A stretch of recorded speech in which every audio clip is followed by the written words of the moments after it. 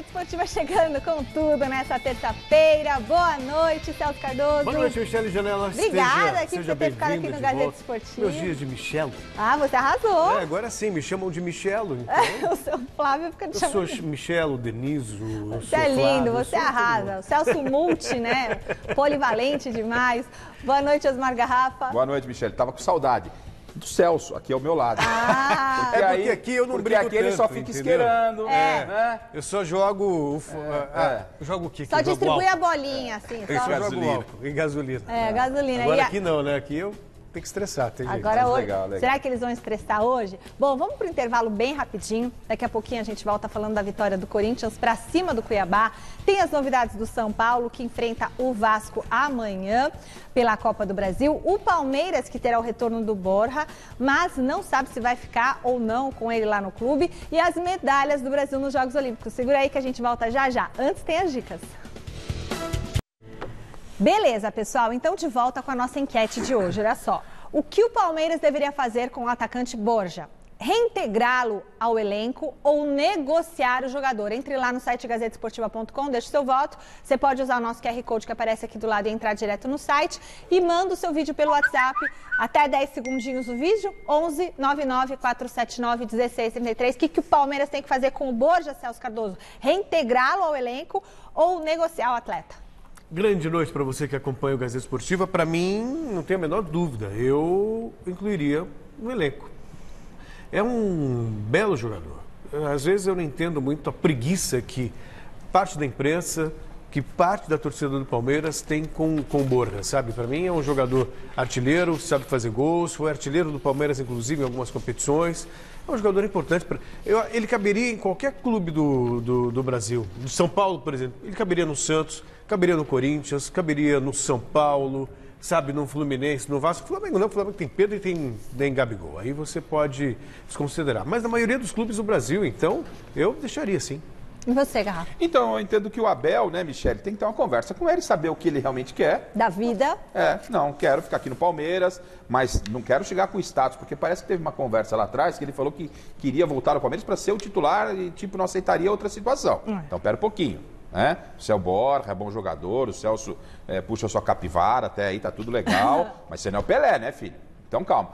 Beleza, vai fazer parte do grupo, entender o que é o Palmeiras? Reintegra, funcionário do clube. Isso aí. Bom, até agora, gente, o Silvinho tem 15 jogos pelo Corinthians e só uma vitória em casa.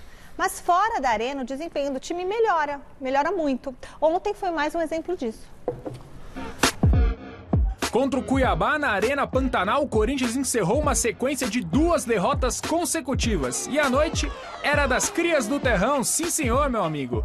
Gabriel apareceu como elemento surpresa no ataque, cruzou rasteiro pro Adson, que ajeitou na medida pro Rony soltar uma butinada lá no fundo da rede.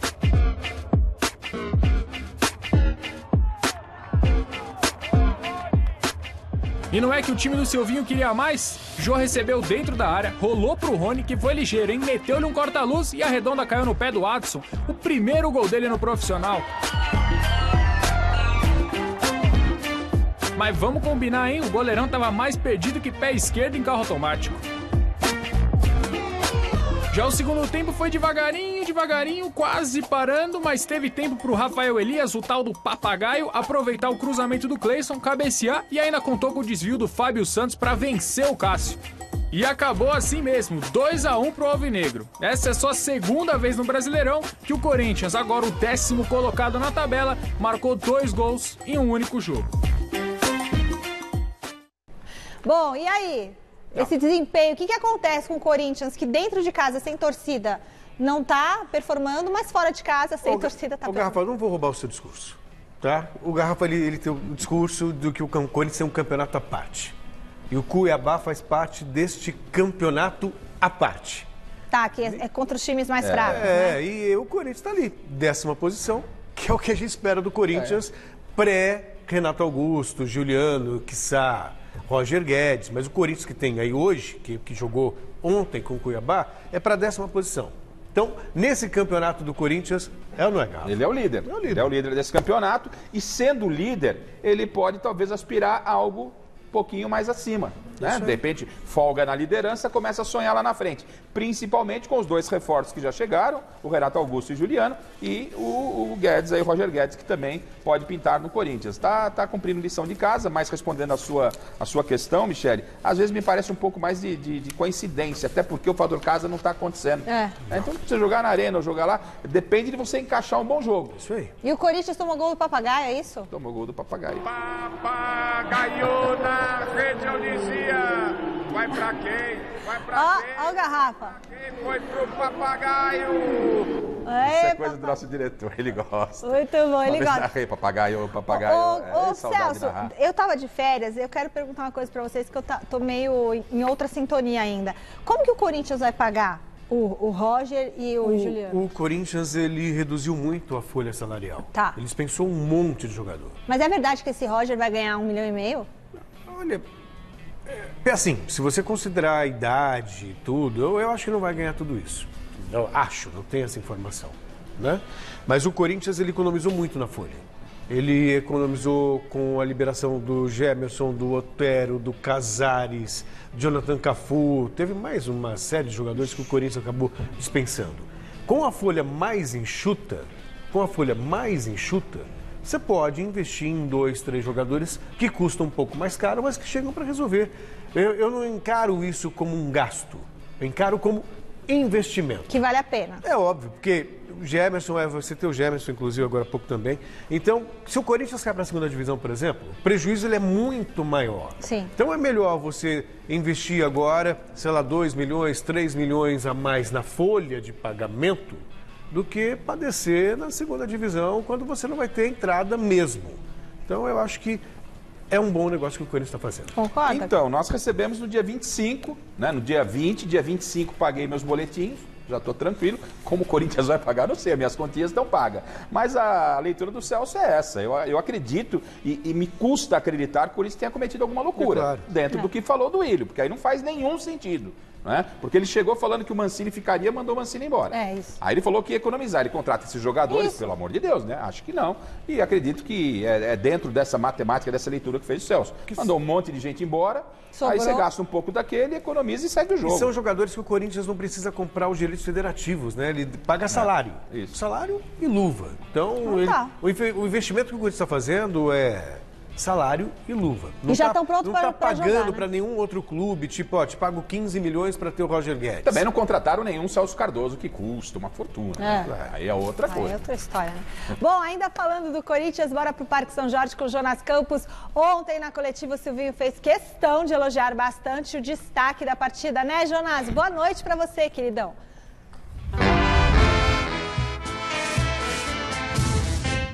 Fala, Michele, muito boa noite para você, para o Celso, para o Garrafa, para todo mundo que acompanha o nosso Gazeta Esportiva.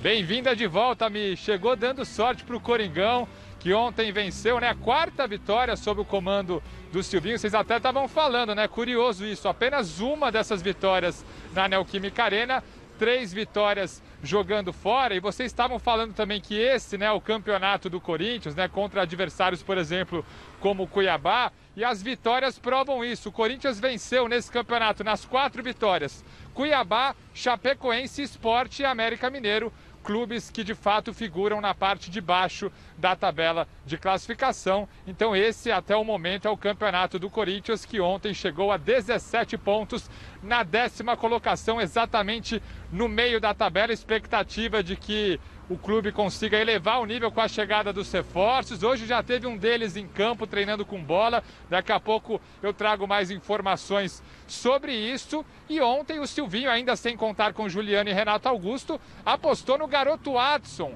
20 anos, entrou ali na ponta esquerda, na vaga do Matheus Vital, que ficou como opção no banco de reservas. E o garoto brilhou. Uma assistência para o gol do Rony, que também é uma cria da base corintiana. E um gol marcado, 2-1 para cima do Cuiabá. Aliás, o primeiro gol do Adson como jogador de futebol profissional. E o Silvinho foi só elogios para ele na entrevista coletiva. Olha só. É um atleta rápido, veloz, dinâmico, tem passe de gol, tem gol, mas assim como todos, eles estão maturando, entrando Por isso que é necessário tempo e os atletas eles vão respondendo de acordo com as rodadas, com os treinamentos, com o crescimento. Ele tem crescido assim como tantos outros, alguns já estão jogando, o próprio Rony, que é bem jovem também, o Felipe em alguns momentos tem entrado menos, e hoje foi a oportunidade do Adson, sim, méritos do atleta que tem treinado bem, tem treinado com intensidade, entendido os conceitos, e é o momento. Nós cansamos de dizer que esse é o processo e nós vamos aí otimizando e dando as oportunidades, e os atletas respondem. Foi uma ótima partida dele e também de outros tantos atletas do time de uma forma geral, inclusive o próprio Rony. É isso, gente. O Adson muito bem, né? O Corinthians volta a campo domingo contra ninguém mais, ninguém menos do que o embaladíssimo Flamengo do Renato Gaúcho. Jogo na Neoquímica Arena, né? O que hoje parece ser um problema para esse Corinthians. E o Silvinho, na entrevista coletiva de ontem, foi perguntado também sobre quando e como pretende usar a dupla Juliano e Renato Augusto. Eu vou deixar vocês curiosos e daqui a pouco eu volto com essa informação direto aqui do Parque São Jorge. Tá bom, Michele? Tá certo, Jonas. Estreou com o pé direito, né, o Adson? Que legal, 20 anos já fazer isso. Eu já tinha visto o Adson em campo e me agradou muito. Eu acho que foi pela Copa do Brasil contra o Atlético Goianiense no primeiro jogo. Era o Mancini ainda? Acho que era o Mancini ainda. Ou o Silvinho já estava ali, enfim. E me agradou muito. É um garoto que ele é promissor, ele trabalha bem a bola, ele tem velocidade, ele também tem o passe preciso. Pode escrever esse nome aí. Esse Adson vai brilhar muito ainda com a camisa do Corinthians. Então, o Silvinho, mais do que ninguém, até porque ele veio das categorias de base, ele sabe que você tem que ter calma para lançar os garotos.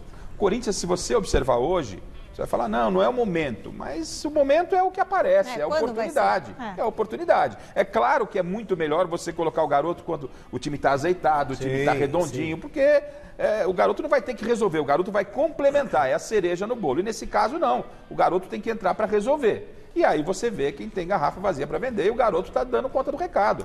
O Vital está embaixo, ele entrou, foi lá, fez o gol, foi muito bem. Você falou que o Corinthians faz o campeonato à parte, mas assim, o nosso diretor estava falando, né, que o Corinthians fora tem um aproveitamento praticamente o dobro melhor do que quando mais joga. Que o dobro, 52, 53%, e quando joga em casa é 20 e poucos por cento. Isso é acaso ou isso é o quê? Por que isso? Eu acredito particularmente que seja acaso em função desse aspecto de não ter torcida. Né? Então, encaixa mais os jogos, né? E o Corinthians tem vencido os jogos que tem que vencer, como o Jonas falou. Os jogos que tem que vencer, ele não perdeu para nenhuma das equipes desse, entre aspas, campeonato dele. Não importa se é dentro ou fora. Não está tendo preleção mais do Silvinho nos vídeos? Que é acaso, porque... Acaso, entre aspas. Seguindo a linha de raciocínio do Garrafa, Corinthians pegou em casa os times da outra parte da tabela. Perdeu para o Atlético Mineiro, perdeu para Bragantino. Perdeu dos mais fortes, digamos assim, ganhou dos mais fracos. Então, sabe, o Atlético Goianiense foi na estreia, enfim. Então, eu acho que, apesar de não ser algo normal o Corinthians perder em casa, perto do time que o Corinthians tem, do elenco que o Corinthians tem. Pelo momento atípico, pela expectativa que a gente tem do Corinthians no campeonato. Está no pacote. Está no pacote, está em 10º. Muito bem. Desde que o Brasileirão começou, o Palmeiras vem quebrando recordes e assumindo o protagonismo na competição. Mas você acha que o time do Abelzinho está satisfeito? Nada disso, dá uma olhada. O Palmeiras lidera a maratona que é o Campeonato Brasileiro. 31 pontos somados, 10 vitórias após 13 rodadas, quase 80% de aproveitamento, viu? Ninguém até aqui venceu mais que o Porco. Está invicto a 7 jogos, 9 contando também Libertadores. Verdão é dono do melhor ataque do Brasileirão, 25 gols marcados. Bater campeão do Brasil de novo não seria absurdo algum, ao contrário. Mesmo sabendo que tem muita água para passar debaixo dessa ponte. Mais uma oportunidade de a gente chegar mais perto do nosso objetivo, que é aqueles 80 pontos. Hein? Os surpreendentes Fortaleza e Red Bull Bragantino, por exemplo, perderam um pouquinho de fôlego, mas seguem no alto da tabela. Atrás do forte Galo Vingador, Atlético Mineiro do incrível Hulk, vice-colocado, 3 pontos a menos que o Palestra. Quem promete colar na ponta e incomodar os líderes é o Mengo. Evoluindo, o time do Renato Gaúcho tem 2 jogos a menos. Pode subir para 3º lugar assim que descontar esse atraso. O trio Palmeiras, Atlético Mineiro e Flamengo parece que vai brigar pelo troféu até o finzinho. Ou teremos intrusos se metendo entre os favoritos, hein?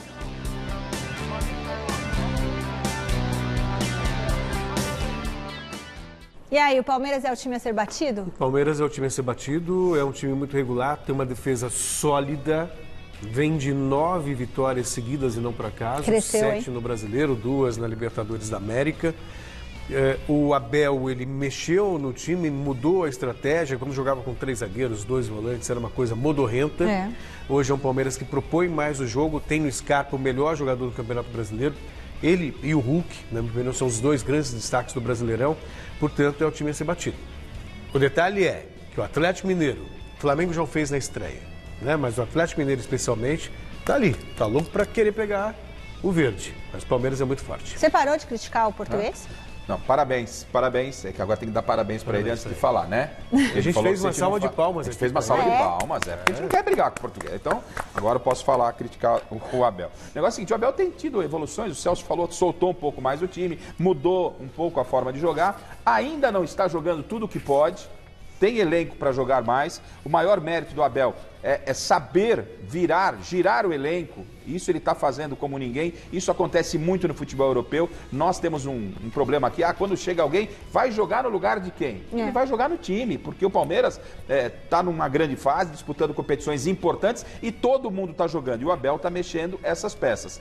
E tem sido eficiente, que é o que eu sempre cobro. Para mim, não adianta você jogar bonito e perder. O Palmeiras está vencendo, tem gente atrás, ele tem sido eficiente, mas dá para jogar um pouquinho mais. Então, Abel, estamos nesse momento de paz com o português. Ele assiste a gente. Um abraço para você, Abel. Um abraço. Olha, Alexandre Silvestre chegando direto da nossa redação para falar do Palmeiras e também da situação do Borja. E aí, Silva, a diretoria vai ou não vai querer o jogador? Boa noite para você. Legal, Michele, é bom tê-la de volta aqui tocando com a gente esse Gazeta Esportiva. O Palmeiras teve 2 novidades hoje na reapresentação. O Jorge, lateral esquerdo, que já foi contratado do Mônaco da França, ficou super impressionado com a estrutura da Academia de Futebol, que é realmente de primeiro mundo, de onde ele veio, né, do futebol europeu. E o Miguel Borja, que já conhece bem ali as instalações na Água Branca, na Barra Funda, bem ao lado do CT do São Paulo. O Borja, Michele, garante que está com a cabeça no Palmeiras, pensando em Copa do Mundo com a seleção colombiana, eliminatórias, e cabeça no Palmeiras. Tem contrato até 2022. Porém, o Anderson Barros, que é o executivo de futebol do Palmeiras, ou seja, representante mor da diretoria abaixo do presidente, já disse que a prioridade do clube é tentar negociar o Borja. Quase teve jogo com o Boca Juniors. O Borja estava jogando emprestado ao time colombiano Júnior Barranquilla. O Boca Juniors tentou um acerto com o Borja, mas infelizmente para os 2 lados não houve um alinhamento de salários, né? Mas a prioridade do Palmeiras é ainda negociar o Borja. Se não tiver jeito, ele fica no elenco, mais um atacante para reforçar esse time aí do Abel Ferreira. Borja pelo Júnior Barranquilla da Colômbia. Ótimos números. 35 gols em 59 partidas. Ele chega aí perto de 0,6 gol por jogo.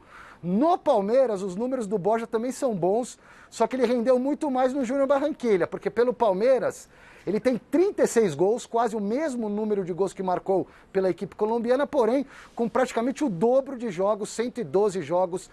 A média aí bate em 0,3, se eu não estou me equivocando aqui, fazendo uma conta rapidamente para vocês. Centroavantes do atual elenco disponíveis para o Abel Ferreira, portanto, Luiz Adriano, o Daverson, o William Bigode, que pode ainda quebrar um galho e sempre joga bem, e o Borja. Só isso.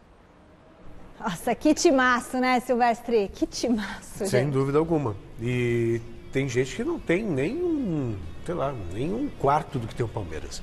O Corinthians, por exemplo, tem um jogo. Nem um quarto de Borja. Pois é verdade. Sabe, é difícil. São Paulo também tá difícil achar, por exemplo, um homem de área. Tem o Pablo que não tá rendendo.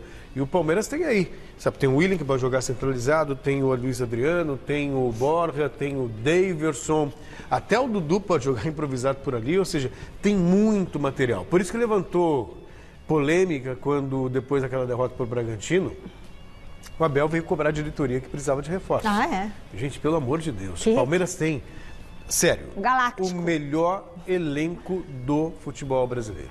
Não tem discussão. Não se discute, né? Sai A, entra B, o nível se mantém. Agora, sobre o Borja, a gente falava aqui anteriormente, tá aí, ó, o Silvestre falou que a prioridade é negociar o Borja. Se não aparecer ninguém, se não tiver acordo, ele permanece. Eu não sei, não me pergunte, é inexplicável, mas não deu, é um casamento que não deu certo. Não deu liga. Não, é? Não deu, porque você vê, o Borja aparece, agora vai ficar, não fica. O Daverson, que ninguém acreditava mais, o menino maluquinho, o português deu jeito. Quem sabe o Abel, que estamos em paz, né, Abel? Quem sabe você conversa com o Borja e aproveita o cara sabe jogar bola, mas precisa ver se ele quer ficar também, Mas né? será que foi o Abel que deu um jeito no Daverson ou o Daverson voltou mais centrado? Pode ser as duas coisas. Ele mais voltou mais maduro. Não centrado. coloco minha mão no fogo ainda pelo Daverson, né? Calma, é só dar uma elogiada. Mas ele está com um Isso. comportamento, Por sabe, enquanto, Diferente, a gente ele parece mais criticou maduro tanto, agora. já criticou tanto o Daverson pela imaturidade.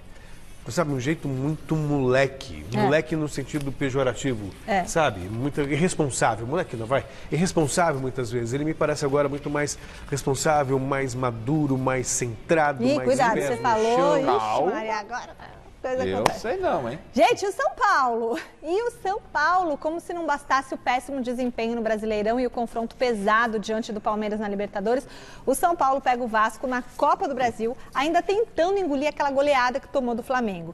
E você acha que a fase do tricolor para por aí? Tá ruim? Não, dá só uma olhada. No São Paulo, a ordem é retomar o caminho das vitórias.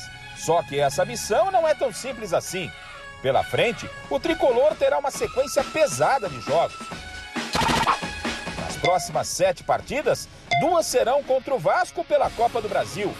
Outras 2 vão ser contra o Palmeiras no mata-mata da Libertadores, valendo vaga na semifinal. E as outras 3 vão valer pelo Campeonato Brasileiro, contra Palmeiras, Atlético Paranaense e Grêmio. E detalhe, esses jogos podem tirar o tricolor da zona de rebaixamento, ou em caso de insucesso, mergulhar o time do Morumbi numa crise sem precedentes.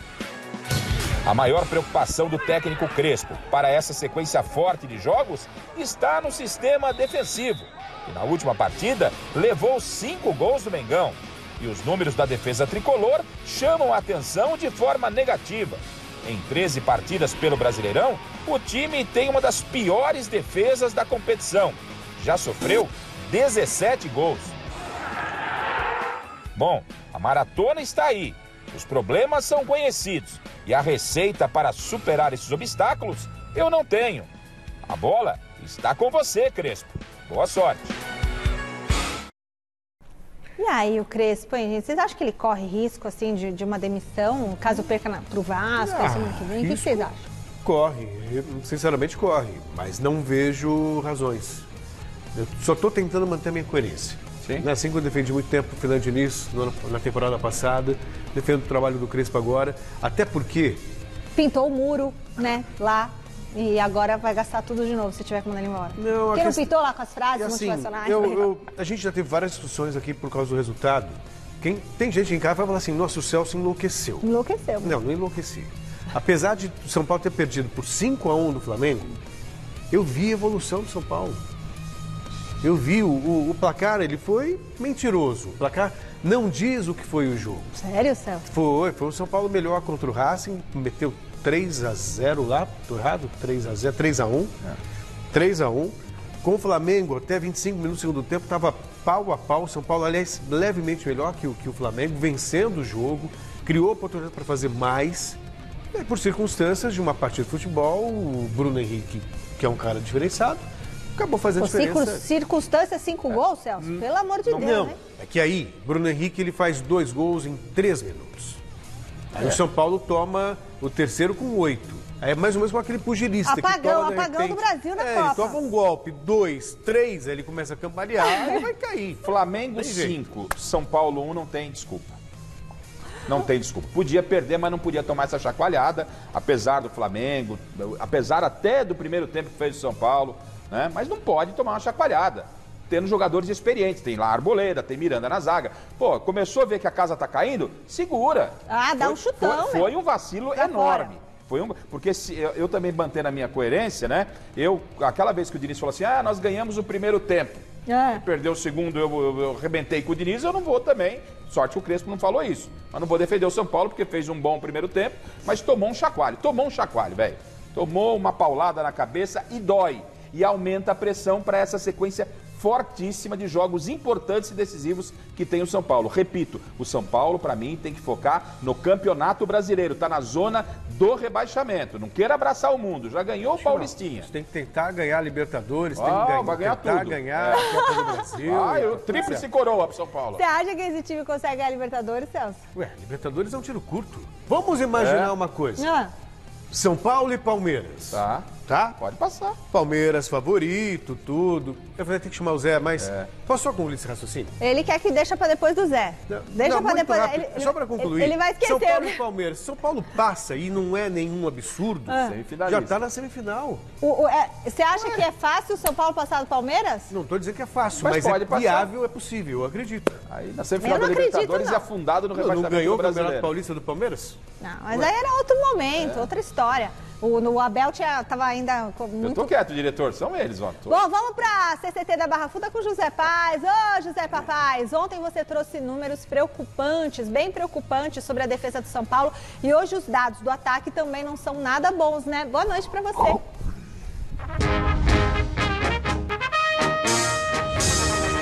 Boa noite para você, Michele, para o falante Celso Cardoso, para o Garrafa, para todo mundo que está acompanhando a gente. Seja bem-vinda de volta aí depois de 78 dias de férias. Mas vamos falar então desses números aí do ataque do São Paulo. São Paulo não está bem na defesa, como a gente mostrou aí com o Garrafa. Também não está bem no ataque, viu, Michele? São Paulo só marcou 9 gols em 13 jogos no Campeonato Brasileiro. Precisa aí de 15 chutes para marcar um golzinho na competição. É o quarto pior time nesse quesito chutes para marcar um gol. O desempenho do São Paulo está muito abaixo no Campeonato Brasileiro. Hoje o aproveitamento do tricolor no Brasileirão é de 28,2%, muito ruim. São 2 vitórias, 5 empates e ainda 6 derrotas. E depois do jogo contra o Flamengo lá no Maracanã, da goleada por 5-1 do Flamengo para cima do São Paulo no Maracanã, o Crespo foi questionado sobre Rigoni e Benítez. Os 2 jogadores começaram no banco de reservas, até entraram no decorrer do jogo. E aí todo mundo quer saber se eles foram poupados para jogar amanhã contra o Vasco. Mas o Crespo não quis cravar nenhuma titularidade para os argentinos não, hein? Vamos conferir o Crespo. Vamos a ver como recuperan físicamente todos. Esto es fundamental para a gente. Estamos jugando cada 3 días, situaciones muy importantes, jogos muy importantes como Racing, Flamengo, Vasco, después Palmeiras, después Vasco. Otra vez tenemos una fila de jogos muy importantes y todos sabemos, ya falé en el pasado, todas las dificultades que tenemos, mas acreditamos en un elenco, en la recuperación. No todos recuperan del mismo jeito, de misma manera de recuperación. Entonces, tal vez a algún jugador tentamos de recuperar antes, forzamos situaciones como para mantener el time, mas no es fácil. La situación no es fácil, mas sabemos transitar y atravesar esta situación con muito trabalho. Tá então a palavra do Hernan, mas olha só, Michele, na minha opinião e na minha informação, também um misto dos dois aí, Rigoni e Benítez devem ser titulares amanhã contra o Vasco. Mais uma rapidinho, Luan e Luciano. Luan que estava com trauma na perna, acabou não jogando contra o Flamengo. Treinou hoje aqui no CCT da Barra Funda, deve também ficar à disposição para o técnico Hernan Crespo para essa partida de amanhã. O Luciano treinou hoje pelo 2º dia consecutivo com os demais companheiros aqui no CCT da Barra Funda e pode aparecer entre os relacionados do Crespo para esse jogo super importante das 8ª de final da Copa do Brasil. Volto contigo, Michele, até amanhã. Até, Zé. E aí, eles têm que ser titulares? Porque o Crespo não quer gravar... Depende muito Rigoni, do São Paulo, prioridade o que pensa o Crespo, que é a discussão que a gente estava tendo anteriormente. É assim, eu penso o seguinte, Libertadores, 5 jogos, 5 jogos para chegar na final. 5 vezes 3 são 15 pontos do Campeonato Brasileiro. Não importa, mas são 5 Aí jogos. desencana do brasileiro. E é Libertadores e passaporte para o Mundial. Mas é Libertadores. Não, mas ainda vai até o fim do ano, né? Então, mas 5 jogos, Libertadores. Copa do Brasil, quartas de final, certo? Quartas, semifinais, finais. 6 jogos. O brasileiro, você tem 25 jogos tipo, ainda desencana do brasileiro. Desencana. Não é desencana. Não, desencana, porque não vai ganhar mesmo. Não é, exato. O Hernanes falou com a gente aqui no Mesa Redonda. O que ele falou? Ele falou da expectativa dele. São Paulo é para meio de tabela, 10º colocado e tal. É isso que o São Paulo tem que trabalhar. Pensar. Tenho 6 jogos na Copa do Brasil, 5 jogos na Libertadores. Se eu tiver que priorizar alguma coisa... São esses 2. Copa do Brasil me garante na Libertadores. Libertadores, se eu ganhar, é a glória. Vou pro Mundial. Se eu for rebaixado, que se dane. Mas 25 jogos, Garrafa. Celso. Não consigo imaginar Celso, o São brasileiro. Paulo caindo. Veja bem. Para mim, se o São Paulo não é rebaixado esse ano, termina com uma vaguinha na Libertadores, aí eu pela... qualquer uma das competições que ele... Principalmente no brasileiro. Mas pensar pequeno, Não, peraí. Mas, com a desgrama que estava o São Paulo, que não ganhava absolutamente nada, pagava mico, perdia para o Mirassol. Se você chegasse no começo do ano, falasse, Silvio São Paulino, Silvio, é o seguinte, você quer, sem jogar, você não vai entrar em campo. Eu te dou um título paulista, você sai da fila, né? Você sai da fila e o São Paulo termina o ano com vaga na Libertadores sem perder para o Mirassol. Você pega... A torcida do São Paulo pegava de olhos fechados. De olhos fechados. Então acreditar, gente, porque ganhou do Racing, que não, vou brigar por Libertadores, vou fazer trocação com o Flamengo, com o Palmeiras. Calma, se vier a Libertadores, tudo bem. Não estou dizendo que você tem que abandonar a Copa do Brasil com o Vasco e nem Libertadores. Para mim, prioridade é o jogo contra o Palmeiras pelo Brasileiro, porque está na zona de rebaixamento. Se sou o Crespo, chego no vestiário e falo assim, ó, quem aguenta os 2 jogos? Não, só um jogo, então você vai para domingo. Você aguenta 2 jogos? Então você joga a quarta com o Vasco e joga domingo. O Palmeiras não, o São Paulo não adianta ele ganhar do Vasco e estar na última colocação do Campeonato Brasileiro. É muito perigoso, no meu entendimento. Eu penso assim. E o nosso diretor aqui, o Vina, fala que a Conmebol decidiu hoje que a decisão da Libertadores será 27 de novembro em Montevidéu. 27 de novembro e São Paulo pode estar lá. Em Montevidéu. E a gente também, né? Claro. E no rebaixamento. E o Celso Cardoso vai querer ir para Montevidéu, né? Será que tá bom? A Argentina não tá uma confusão danada? Não, mas Montevidéu é Uruguai. Não, Montevidéu? Onde é no Uruguai? Onde Uruguai. Que é? Uruguai, Capital né? do Uruguai. Então o Celso não vai querer ir, não. Mas o Uruguai tá melhor que a Argentina. O Uruguai também ainda é legal. Buenos Aires. Também. Amanhã, o Santos recomeça a caminhada na Copa do Brasil diante do Juazeirense. E o Mussetti traz as novidades do Peixe pra gente. Boa noite para todo mundo que acompanha o Gazeta Esportiva. O Santos está cheio de problemas para a partida contra o Juazeirense amanhã na Vila Belmiro pelo jogo de ida das oitavas de final da Copa do Brasil. Camacho, Danilo Boza e Moraes já participaram da competição por outras equipes e não podem atuar sob o comando de Fernando Diniz. E aí temos outros 2 problemas. Alisson está em negociação avançada com Al-Hazen da Arábia Saudita, ele que poderia substituir Camacho, mas pode ser que ele não vá para o jogo por causa dessa negociação.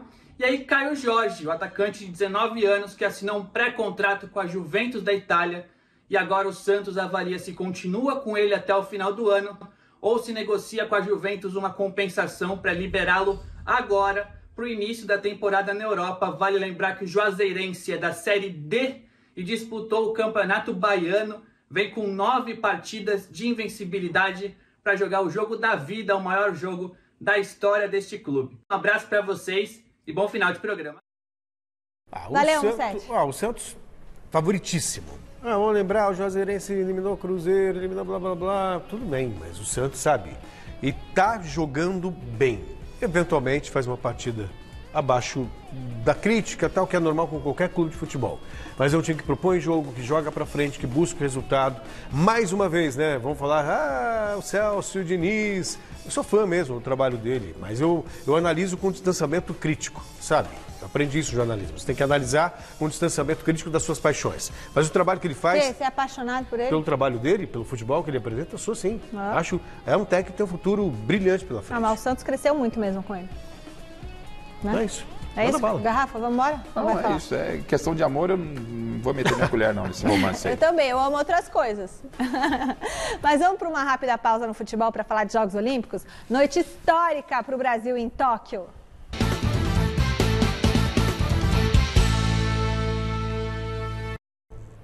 Muito bem, o Guilherme Camarda está lá na nossa redação para falar dessa madrugada dourada para o Brasil na Olimpíada. Vai daí, Gui! Boa noite, Michele. Bem-vinda de volta. E o primeiro ouro chegou para o Brasil em Tóquio. Veio do surf com Ítalo Ferreira, ele que venceu o japonês Kanoa Igarashi e vingou o Gabriel Medina, que foi garfado na semi, hein? Falei com alguns surfistas aí, amigos meus, eles também concordam que ele foi garfado, mas dessa vez nem a juizada conseguiu ajudar, porque foi 15,14 a 6,60, com direito à prancha quebrada no final. Foi realmente emocionante. O surfista brasileiro que tem uma história muito bacana de vida, ele começou a surfar ainda bem pequeno, na tampa de isopor, que seu pai vendia peixe. Então, foi demais. Dali Brasil, primeiro ouro de muitos, com certeza. E também tem uma medalha muito importante para o Brasil, que veio com o Fernando Scheffer.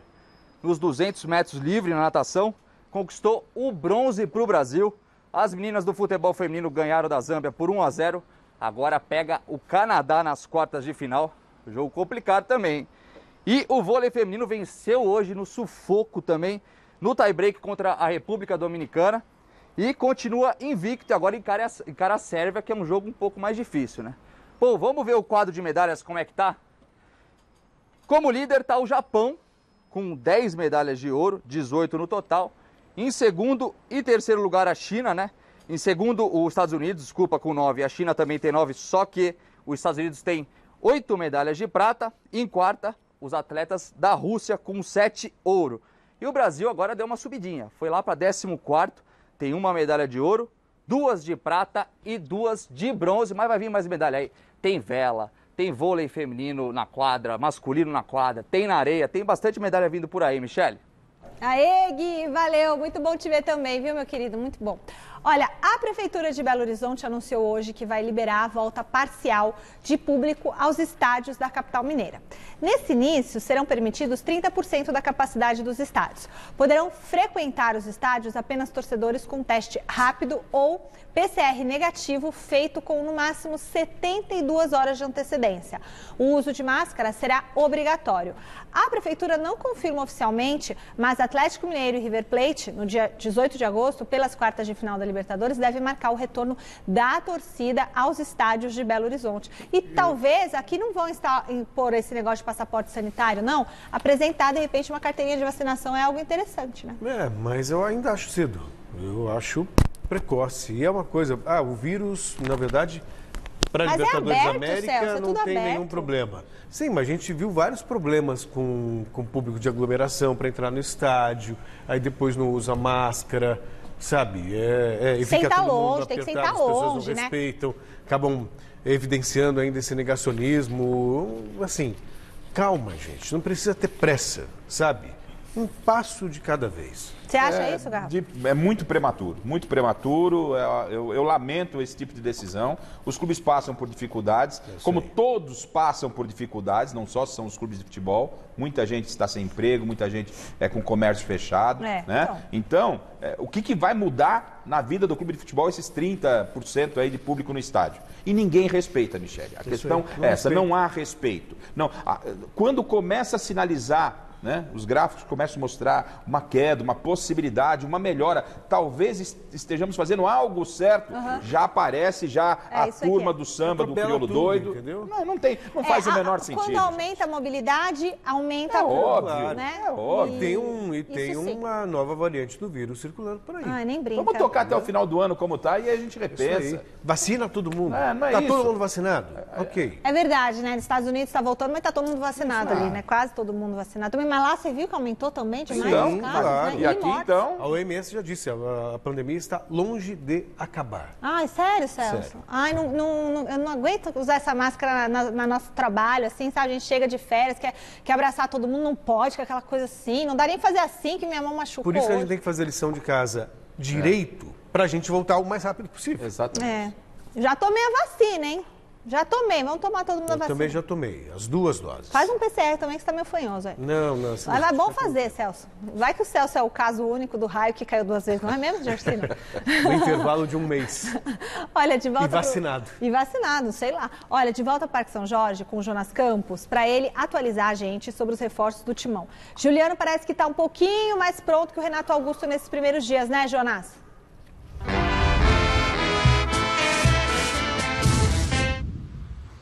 É isso, Michele. A grande novidade, né, por sinal, desta terça-feira foi a presença do Juliano no CT Joaquim Grava, trabalhando com bola e com os demais companheiros. Primeiro treino dele com bola, o Renato Augusto ainda aprimorando parte física, né, não joga desde dezembro de 2020, mas os dois seguem trabalhando com intensidade lá no CT Joaquim Grava. Domingo tem Corinthians e Flamengo na Neoquímica Arena. Será que essa dupla já joga?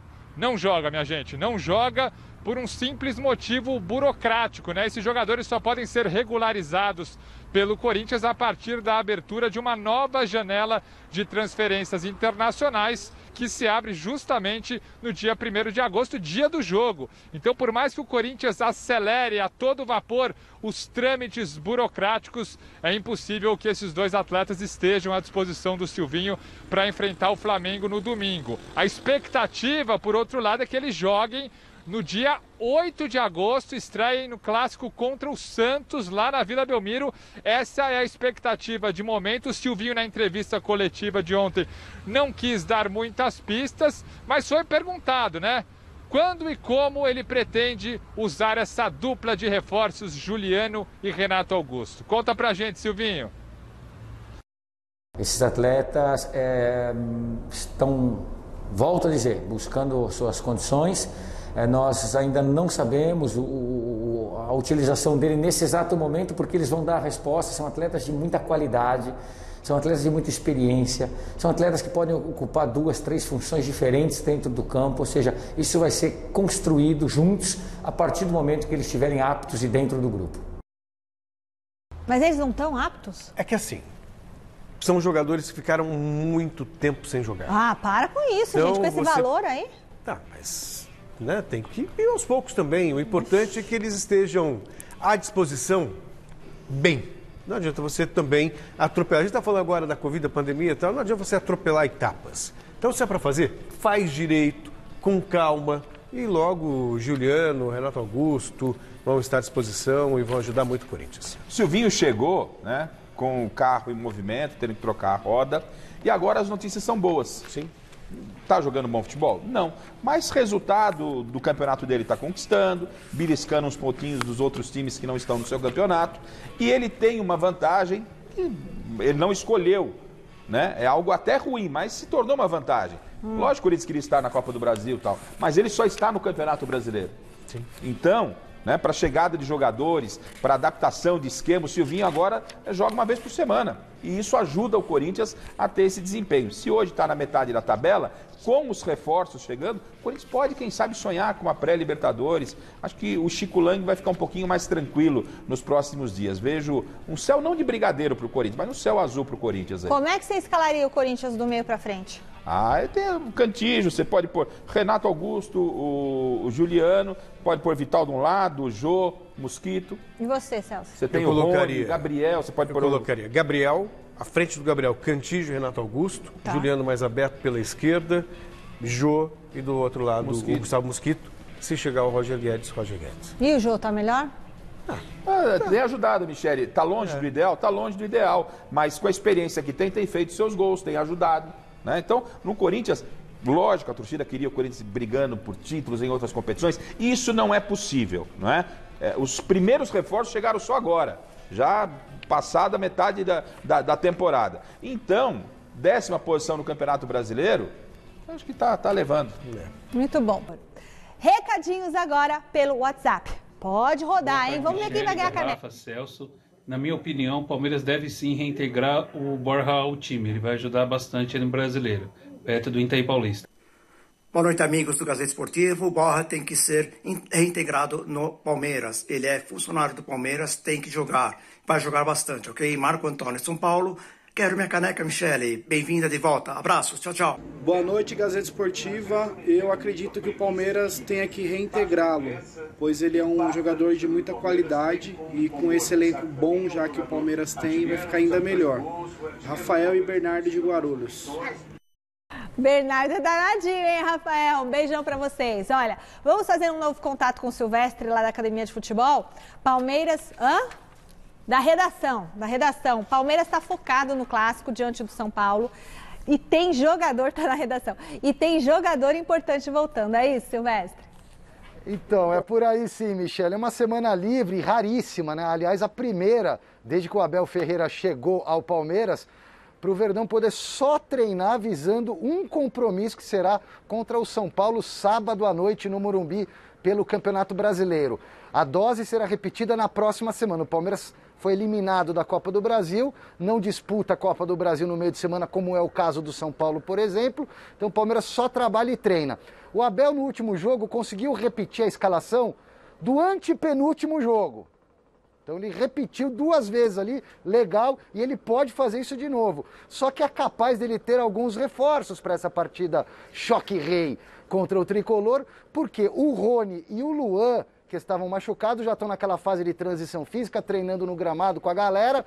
De repente eles ficam à disposição do Abel Ferreira. Um pouco mais complicada a situação do Luiz Adriano, que continua se recuperando de um edema no joelho. Se bem que o Luiz Adriano também andou sendo sondado, já está com 6 jogos. Se jogar a 7ª partida pela Série A, pelo Palmeiras na Série A, ele não pode se transferir para um outro clube da mesma série nesse ano, nesse Campeonato Brasileiro. O Grêmio estava de olho, o Filipão queria o Luiz Adriano, agora o Filipão já apontou a mira lá para o Caleri, que é daquele time Maldonado do Uruguai, que é o desejo dos São Paulinos, mas enfim.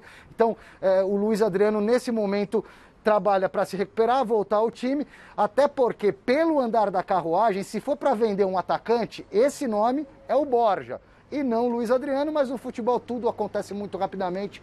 Vamos aguardar. O Verdão é o líder do Brasileirão e está muito bem também na Libertadores e joga contra o São Paulo no sábado, Michele. Valeu, Silvestre, valeu. E esse Palmeiras-São Paulo vai ser jogão, hein? Ah, vai. E não se iludam com o que aconteceu do São Paulo e Flamengo. É jogo grande, sabe? É jogo grande, tem muita rivalidade em campo. Você acha que o São Paulo consegue passar? Eu acho que o São Paulo tem condições de passar, sim. Se o São Paulo apresentar o futebol que ele apresenta, assim, favorito para mim é o Palmeiras. Mas se o São Paulo apresentar o futebol que apresentou contra o Racing, se apresentar o futebol que apresentou contra o Flamengo até os 25 minutos do segundo tempo. Só até São os 25, Paulo, viu? São Paulo, porque depois foi um fiasco. Então. É um São Paulo capaz de encarar não só o Palmeiras, qualquer clube do Brasil. Qualquer clube do Brasil. É um São Paulo propositivo, é um São Paulo envolvente, é um São Paulo eficaz. O problema do São Paulo é a parte física, né, Celso? Tem o Rigoni, que é um baita jogador, tem o Benítez, que joga muito bem na organização, tem esse Marquinhos, que é uma joia, que foi descoberto agora e que vai bem, sabe? Então é um São Paulo que a gente tem que respeitar, sim. São Paulo tem condições de encarar o Palmeiras de igual para igual. Você acha? A questão é saber como o São Paulo chega para os jogos. Como? Se chegar com esse elenco que o Celso falou, tem esse, ok. Porque se o Palmeiras não tiver o titular, o reserva entra, é a mesma coisa. Se o São Paulo não tiver Rigoni, se não tem Benítez, se não tem Miranda, como não vem tendo nos últimos jogos, então a gente não sabe como o São Paulo vai chegar. Nem quando o Crespo tá sabendo. Quando o São Paulo chega forte, ele realmente tem condição, como foi campeão paulista, em cima do próprio Palmeiras. E o mata-mata, no futebol, ele permite o imponderável. Cansamos de ver em competições aí, mais fraco vencendo mais forte. Claro que longe do Palmeiras, do São Paulo ser mais fraco que o Palmeiras, mas o Palmeiras é favorito. Não, o Palmeiras é o melhor elenco, claro, mais forte, sim. É favorito. Você discute. Não, mas longe de ser assim. Ainda vou perguntar para eles placar mais para frente, não vou perguntar ainda. Resultado da enquete, o que o Palmeiras deveria fazer com o Borja? E a maioria respondeu que deveria reintegrá-lo ao elenco. 61% dos votos. Eu tô, não enxergo nada. Vou te emprestar meus óculos. Acabou, pessoal. Tchau, Celcinho. Tchau, Garrafa. Amanhã tem mais. Beijo.